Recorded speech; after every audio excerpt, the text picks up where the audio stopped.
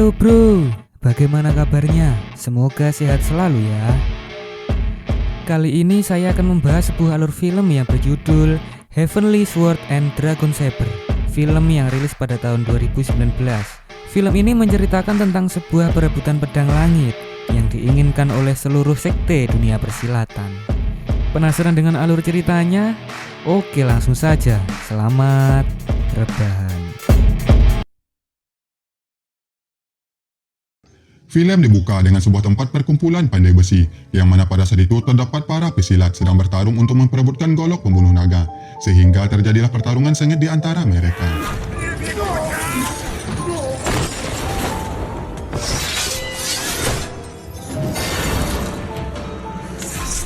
Sementara di sisi lainnya diperlihatkan dengan seorang bernama Yudayan, yang merupakan salah satu dari 7 pendekar udang yang pada saat itu sedang mengamati situasi. Lanjut, pertarungan perebutan giok itu pun terlihat sangat sengit, namun saja pesilat berbaju hitam mulai kewalahan, yang hingga akhirnya ia pun terpojok. Setelahnya diperlihatkan dengan Yudayan yang masuk ke dalam untuk membantunya, sehingga pertarungan pun kembali terjadi, dikarenakan pesilat berbaju putih sangat ingin untuk memiliki pedang giok tersebut.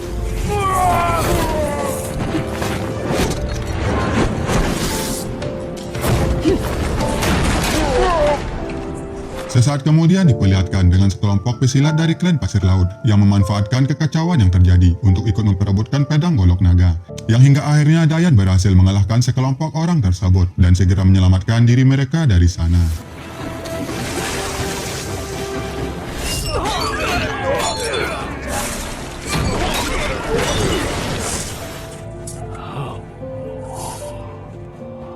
Melihat kondisi pesilat tersebut yang terluka sangat parah, lalu Dayan memberikan sebuah ramuan untuk memperpanjang hidupnya dan menyarankan agar segera menyerahkan pedang itu kepada klan pasir dengan tujuan meminta obat penawar setelah serangan dari para prajuritnya.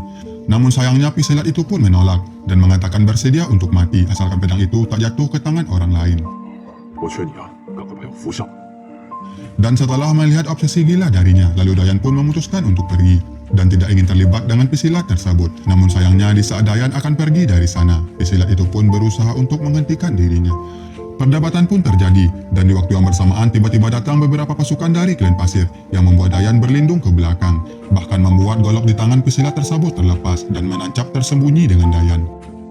Kemudian pemimpin klan pasir mulai menanyakan di mana keberadaan pedang tersebut, dan meski diancam mati-matian, pesilat itu pun tidak ingin mengatakan di mana keberadaan golok tersebut. Yang hingga akhirnya datanglah beberapa pasukan dari klan Elang Langit yang dipimpin oleh Yin Yewang yang membunuh pesilat tersebut dan para anggota klan Pasir Laut lainnya.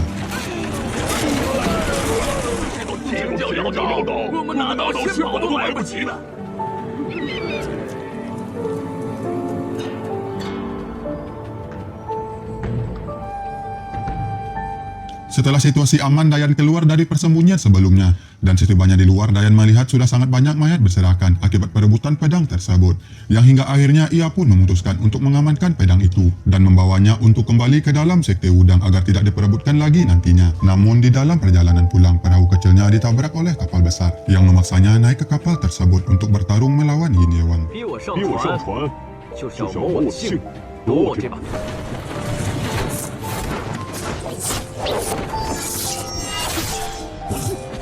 Awalnya Dayan sangat mendominasi pertarungan, namun saja Yin Yewang menggunakan cara licik dengan melepaskan senjata beracunnya yang membuat Dayan pingsan seketika.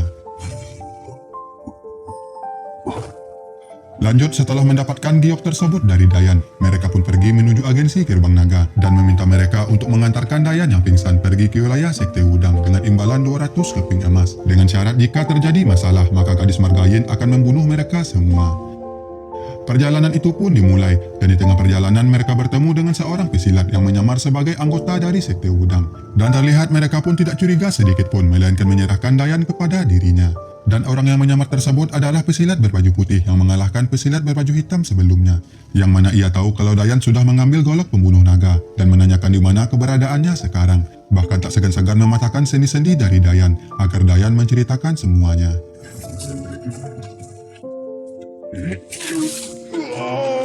Tak lama setelah itu datang seorang pria pesilat bernama Zhang Cuisan yang merupakan utusan sekte udang yang asli.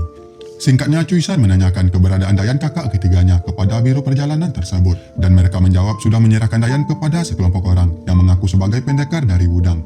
sehingga Cuisan pun segera menyusul tempat tersebut.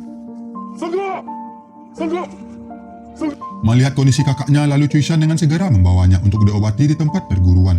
Dan setibanya di sana, sang guru mulai mengeluarkan tenaga dalam, sehingga jarum beracun di tubuhnya berhasil keluar. Namun saja sang guru masih khawatir jika Dayan tidak bisa pulih kembali seperti semula. Yang hingga akhirnya setelah perkataan dari sang guru, membuat pendekar kelima menghajar ketua agensi perjalanan karena sudah lalai dalam menjalankan tugasnya.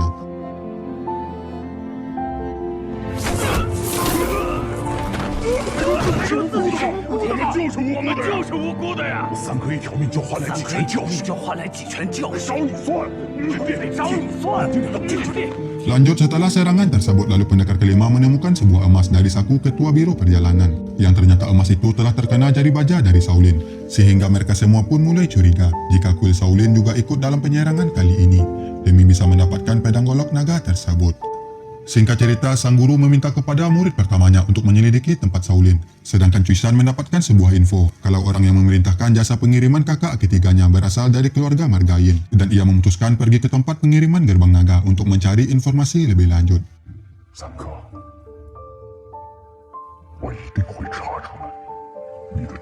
Singkatnya, Cuisan memulai perjalanan, dan setibanya di sana, semua anggota gerbang naga telah dibantai oleh Yin, yang mana sebelumnya Yin mengatakan jika pengiriman tersebut gagal, maka semua anggota dari gerbang naga akan dibunuh.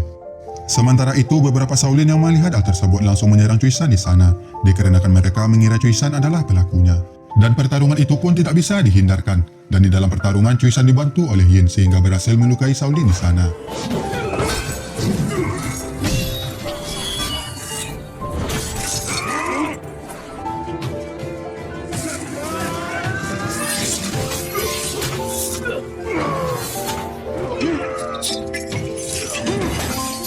Setelahnya, Cuisan mengajar sosok yang telah menolongnya, dan ia pun menaiki sebuah perahu, yang hingga akhirnya ia berhasil bertemu dengan sosok tersebut.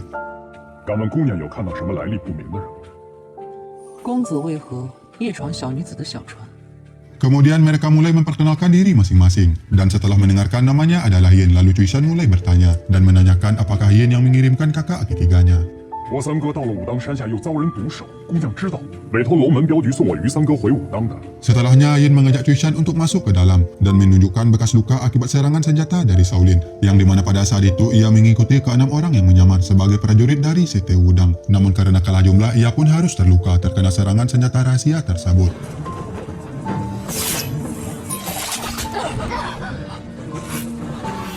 Kemudian Yin juga meluruskan bahwa dia adalah sosok yang telah menghabisi para anggota dari gerbang naga karena tidak bertanggung jawab menjalankan tugasnya.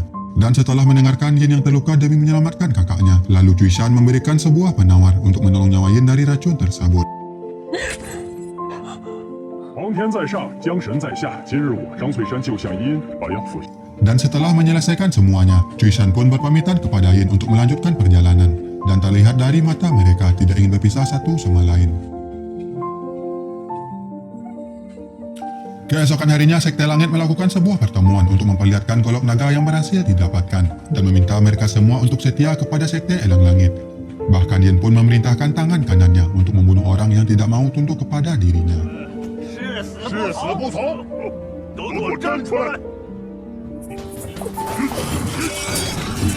Berselang beberapa saat, Cuisan datang ke sana untuk menanyakan dari mana Yin mendapatkan golok naga tersebut. Dan di saat Yin akan menjawabnya, tiba-tiba muncul singa emas yang dengan mudahnya merebut golok naga dari tangan kanan Sekte Elang Langit.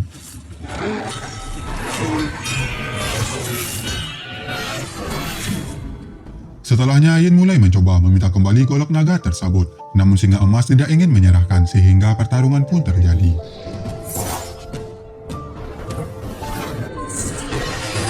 Singkatnya, Yin tersudutkan di dalam pertarungan, dan di saat terpental, Cuisan pun dengan segera membantunya.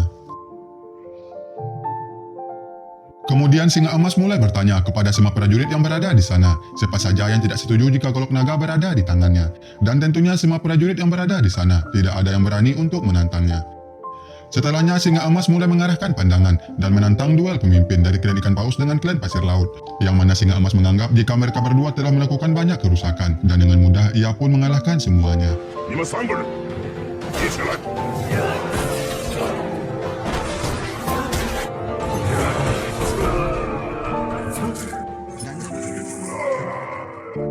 Dan Dan sebelum pergi, Singa Emas kemudian mengatakan akan membunuh semua pesilat yang hadir agar tidak bocornya informasi tentang dirinya yang mengambil golok pembunuh naga. Mendengar perkataan tersebut, terlihat Cui Shan tidak setuju dengan pemikiran dari Singa Emas yang berniat akan membunuh mereka semua. Dan akibat hal itu, Singa Emas pun ingin menantangnya untuk bertarung, menulis puisi menggunakan jurus kungfu. 别管我了，赶紧走。既然前辈逼我背出手，那我实不背出手。 Singkatnya, di dalam duel tersebut Singa Emas mengakui kekalahan dirinya. Dan setelah kemenangan itu, Cui Shan meminta Singa Emas untuk membuang niat sebelumnya yang ingin membunuh semua orang di sana. Namun tiba-tiba, Singa Emas tidak bisa mengabulkan permintaan tersebut yang hingga akhirnya ia menotok Cui Shan dengan Yin dan memutuskan untuk tidak membunuh mereka berdua. Yang intinya tidak ada satupun orang di dunia persilatan yang tahu kalau Singa Emas memiliki golok pembunuh naga, kecuali Cui Shan dan Yin Susu. Setelah menghabisi semuanya, Singa Emas membawa mereka dari sana untuk berlayar, dengan tujuan membawa mereka ke pulau terpencil agar hidup bersama dirinya, sembari menunggu dan menemukan rahasia kekuatan golok tersebut, dengan tujuan nantinya untuk balas dendam kepada orang yang telah menghabisi keluarganya. 倒不如跟着我找一个荒岛。 Lanjut, ketika nyantai di kapal, Cui Shan mulai berbincang kepada Yin dan mengajak Yin untuk menantang duel Singa Emas. Sesaat kemudian, Singa Emas pun datang ke sana dan mendengarkan semua percakapan tersebut, sehingga terjadi duel di antara mereka.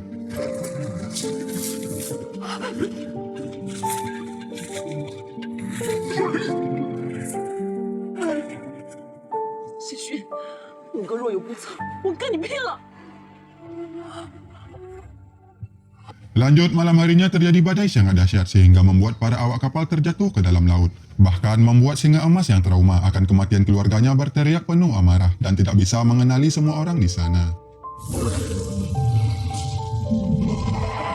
Pagi harinya badai mulai mereda, tapi tidak dengan kegilaan dari Singa Emas, bahkan mencekik Yin Susu yang tidak bisa ia kenali. Dan akhirnya duel pun tak bisa dielakkan.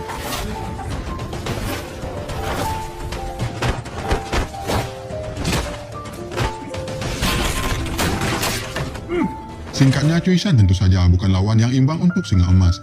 Dan tidak butuh waktu lama bagi Singa Emas untuk menghabisi nyawa pendekar udang jika Yin Susu telat melepaskan senjata rahasianya yang langsung membuat Singa Emas jadi buta, bahkan menyerang penuh amarah dengan golok pembunuh naga sehingga kapal terbelah. Dan akibat amukan ganas tersebut, mereka semua tenggelam.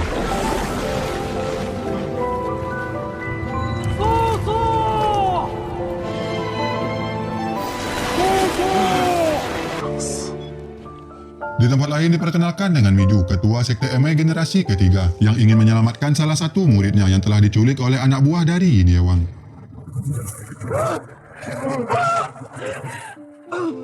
Dan setelah memporak-porandakan tempat tersebut, Yewang akhirnya keluar. Namun sayangnya ditaklukkan dengan mudah oleh Miju.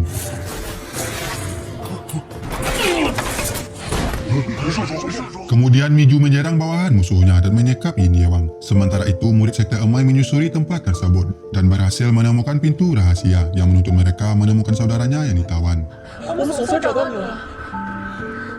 Sesaat kemudian, pemimpin sekte Elang Langit yang tak lain adalah ayah dari Yin Yewang dan Yin Susu datang ke sana untuk meminta Miju agar melepaskan putranya dengan gantinya bersedia menerima 3 serangan.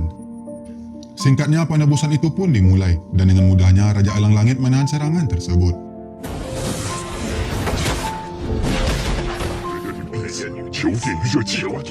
Yang hingga akhirnya terjadilah pertarungan lanjutan di antara mereka berdua. Dan merasa kemampuannya imbang, mereka pun menyudahi perselingkuhan tersebut. 看来你我今日很难分出高低。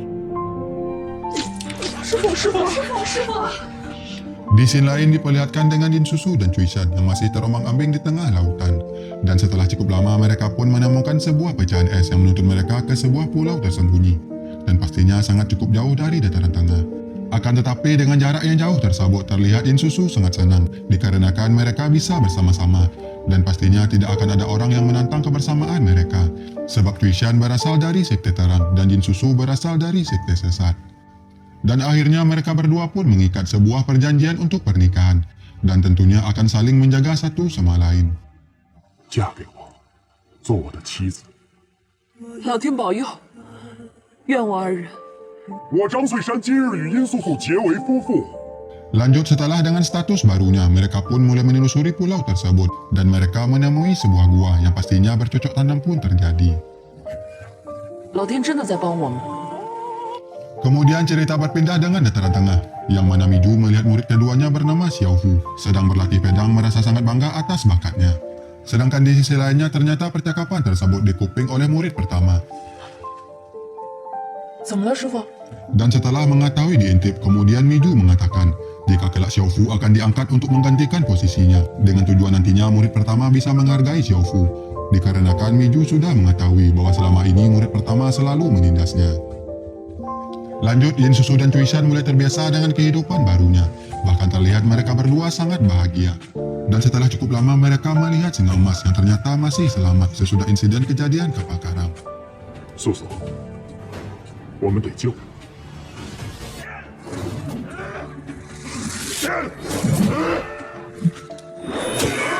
Setelah terbangun, mereka mulai minta maaf kepada singa emas soal bagaimana mereka membuat matanya buta, dikarenakan singa emas pada saat itu sudah seperti amukan orang gila. Dan sesudah penjelasan tersebut, mereka memberitahukan bahwa pada saat ini telah berada di Pulau Es Api, yang mana jarak dengan dataran tengah sangat jauh. Dan dia setelah mendengarkan hal itu, terlihat singa emas menjadi sangat senang, dikarenakan akhirnya ia mendapatkan sebuah tempat aman untuk mempelajari kekuatan yang ada pada golok naga. 让我们奉养，让我们奉养一辈子。 还要多谢前辈搓。 1 bulan telah dijalani dan sekarang Yin Susu telah mengandung anak dari Cui Shan. Dan setelah mendengarkan hal tersebut, terlihat Cui Shan menjadi sangat bahagia, bahkan ingin memberitahukan kepada singa emas agar ia juga ikut merasakan kebahagiaan tersebut. 他在动吗？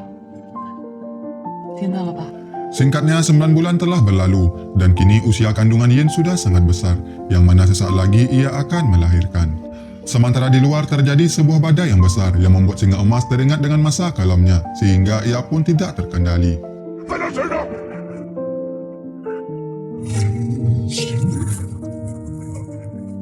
Lanjut, di dalam gua Yin sudah merasakan kesakitan dikarenakan akan segera melahirkan. Namun sayangnya sesaat kemudian masalah yang ditakutkan pun terjadi, yang mana singa emas masuk ke dalam dan pastinya akan membunuh mereka semua. Sebab ketika mengamuk, singa emas tidak bisa mengenali orang-orang sekitarnya.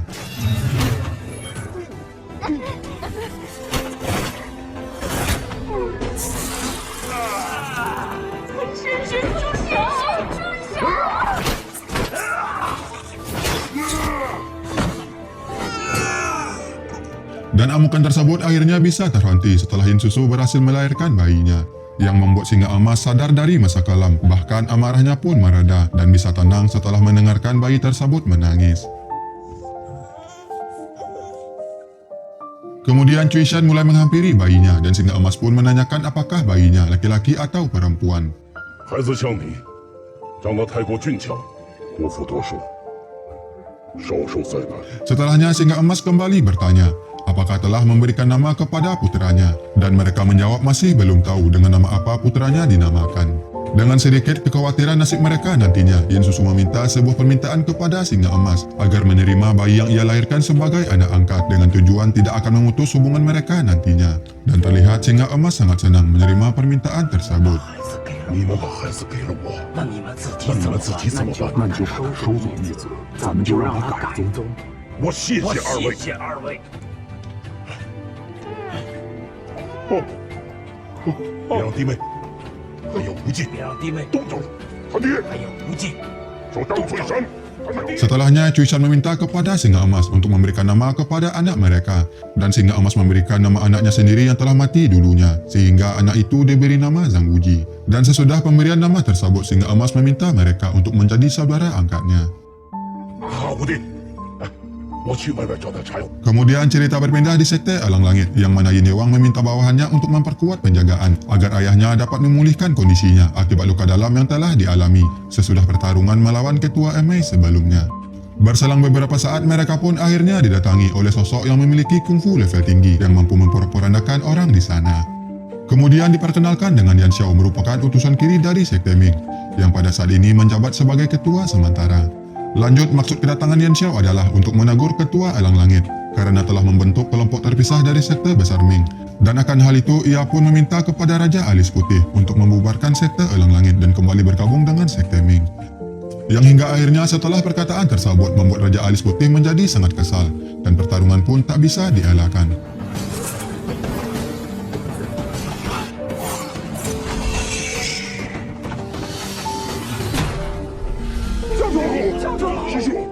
Kemudian setelah kemenangan tersebut, Yan Shao memberikan waktu kepada Raja Alis Putih selama 3 hari untuk membubarkan sekte Elang Langit. Dan jika tidak menurutinya, maka ia berjanji akan datang kembali dan menghancurkan semua nantinya dengan tangan sendiri. Di tempat lain diperlihatkan dengan sekte Emai sedang melakukan sebuah misi untuk bertemu dengan seseorang. Dan di dalam perjalanan, Minju tak sengaja bertemu dengan salah satu warga yang tertotok. Yang pastinya Minju berusaha melepaskan totok tersebut. Namun sayangnya tidak berhasil dikarenakan totok itu diselimuti oleh teknik kungfu yang memiliki level tinggi. Sesaat kemudian Minju pun mendengar seseorang yang sedang memainkan sebuah musik. Dan ia memutuskan untuk mengikuti suara tersebut. Sesampainya di sana, ternyata yang memainkan musik itu adalah Yan Xiao, sayap kiri dari sekte Ming yang merupakan musuh lama. Setelah keterlibatan Yan Xiao atas kematian kakak seperguruan darinya dan menghilangnya pedang langit, sehingga pertarungan pun tak bisa dielakkan.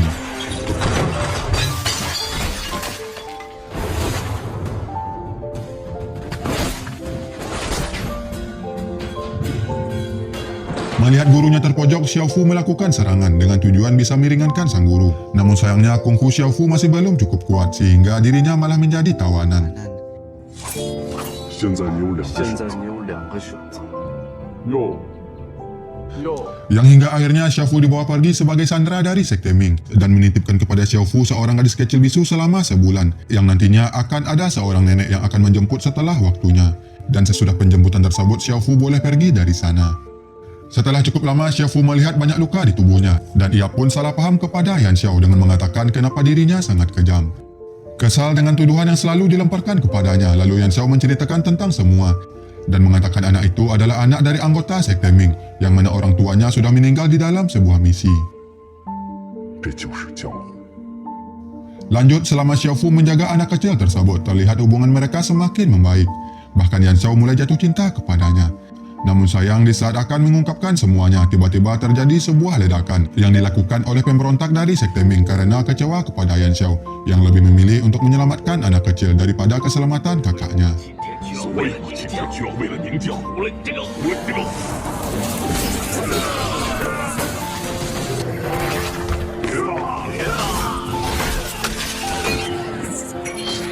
Singkatnya, Yan Xiao pun berhasil mengalahkan mereka, bahkan juga mengampuni semuanya. Lalu Yan Xiao mulai menceritakan siapa anak tersebut, yang mana anak itu adalah anak dari kakaknya yang mati dalam misi sebelumnya. Dan setelah mengetahui hal itu, mereka pun merasa sangat bersalah dan menyesali semua perbuatan yang telah diperbuat. Sore harinya mereka pun kembali ke rumah, dan setibanya di sana Yan Xiao mencoba menghibur anak tersebut. Sementara itu Xiao Fu yang melihat semuanya merasa respek dengan ketulusan dari Yan Xiao. Hari berlalu dan sekarang nenek dari anak kecil tersebut datang menjemputnya. Dan setelah selesai mengantarnya, Xiao Fu menemui Yan Xiao di rumah untuk mengatakan bahwa dirinya ingin pergi dari sana dan kembali ke dalam sekte Emai. Akan tetapi Xiao Fu ditahan saat itu kerana Yan Xiao sudah jatuh cinta kepadanya. Namun sayangnya Xiao Fu menolak cinta tersebut walaupun yang sebenarnya Xiao Fu juga sangat ingin bersamanya. Tapi sayangnya semua itu adalah hal yang sangat mustahil sebab dirinya telah dijodohkan dengan prajurit ke-6 dari sekte Wudang yang tidak mungkin baginya untuk membatalkan janji tersebut. 会跟你在一起的。 为了武道和完美，你就要送上自己一生的幸福。 Dan sebelum berpisah, Yan Xiao memberikan sebuah tanda pengenal ketua Ming dan mengatakan jika Xiao Fu berubah pikiran bisa mencarinya. 做王峰的大门永远为你而。 Dan pada akhirnya pedang langit itu pun kembali ke dalam pelukan sekte Emai. 多谢祖师保佑。 Lanjut, cerita berpindah 10 tahun kemudian yang mana Uji kecil telah tumbuh menjadi anak yang kuat dan terlihat senang dengan kehidupan bersama singa emas dan juga kedua orang tuanya. 无忌， 别你的姐姐。 Bertahun-tahun telah berlalu dan singa emas masih belum bisa memecahkan rahasia golok naga yang ia sentuh dan periksa setiap hari. Dan tentunya hal tersebut membuat singa emas sangat kesal. 这么长时间也未曾想到，这把刀手。 Lanjut, malam harinya singa emas mulai menceritakan tentang sewaktu keluarganya dibunuh oleh gurunya bernama Cheng Kun, yang mana sejak kecil singa emas telah berguru dengan Cheng Kun yang dikenal sebagai tangan petir. Dan begitu dewasa dirinya menikah dan memiliki seorang anak baru berumur sebulan yang diberi nama Wuji. Namun sayangnya semua kebahagiaan hancur seketika setelah Cheng Kun bertamu ke rumahnya. Yang mana pada saat malam tiba, Cheng Kun mencoba memperkosa istrinya. Dan di waktu yang bersamaan juga tindakan tersebut diketahui oleh ayah singa emas, sehingga Cheng Kun membunuh ayahnya dan semua anggota keluarga, termasuk bayi dari singa emas. Dan semenjak kejadian kelam itu, singa emas pun bersumpah akan balaskan dendam keluarganya dengan mempelajari pukulan 7 luka untuk memperkuat kungfunya. Akan tetapi setelah mempelajari teknik tersebut, Cheng Kun tidak pernah lagi untuk keluar dari persembunyian, sehingga membuatnya membunuh banyak orang yang tidak bersalah dengan mengatasnamakan diri Cheng Kun, dengan harapan nantinya Cheng Kun memunculkan dirinya. Namun sayangnya usaha tersebut tidak berhasil. 难道你师傅是坏人？福美，我一家老小都死。刀阴间也成了糊涂，未免也太…… Dan pada akhirnya ia memutuskan untuk berpura-pura jadi Cheng Kun untuk membunuh salah satu murid dari sekte Wudang. Namun di perjalanan ia dihampiri oleh seorang biksu suci yang menawarkan dirinya untuk memukul tubuhnya sebanyak 13 kali untuk mengganti nyawa keluarga dari singa emas. Dan jika semua pukulan melukai dirinya, maka ia akan memanggil Cheng Kun keluar. Dan jika tidak, maka singa emas harus berhenti membunuh orang dengan menggunakan nama Cheng Kun. 如果我伤了你，你就会把我师傅请。 Singkatnya, singa emas pun mengumpulkan tenaga dan menghantamkan serangan kepada biksu tersebut. Dan terlihat biksu itu pun tidak mendapatkan luka sedikit pun, yang membuat singa emas tidak percaya dengan ilmu pertahanan dari biksu tersebut. Lanjut, setelahnya singa emas melancarkan pukulan kedua, ketiga sampai pukulan 13. Lagi-lagi semuanya belum berhasil.